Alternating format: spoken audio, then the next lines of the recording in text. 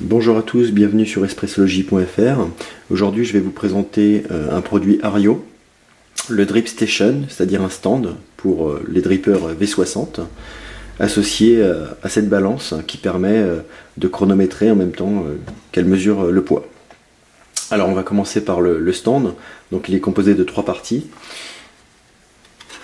Donc une première partie qui est le stand proprement dit, qui est en résine acrylique, autrement dit en plexiglas.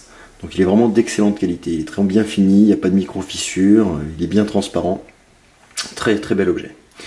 On ne peut pas en dire autant du bac de récupération. Donc le plastique fait un petit peu cheap, je trouve. Voici la grille en inox.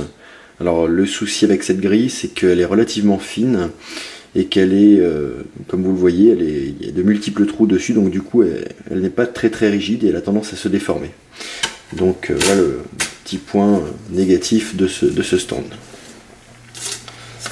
Donc cette partie vient se positionner ici, et ensuite on vient positionner le tout sur la balance.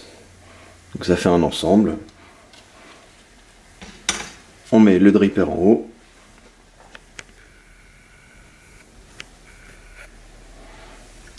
et on met la tasse en dessous, le récipient, le contenant. Donc voilà pour l'ensemble. On va passer maintenant à la balance. Donc cette balance, on va zoomer un petit peu. Donc voilà cette balance en plastique.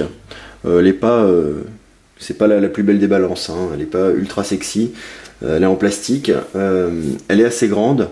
Le principal intérêt de cette balance, c'est qu'elle est relativement solide. Elle a été testée pendant plus de 6 mois en milieu professionnel et pour l'instant on n'a pas de balance qui ont lâché. Donc ça c'est un bon point parce que les balances bas de gamme que l'on trouve un petit peu sur internet, qui valent une dizaine d'euros et qui sont précises, ont tendance à lâcher aussi rapidement que les piles. Donc c'est pas le cas de cette balance qui vaut 79 euros en prix public.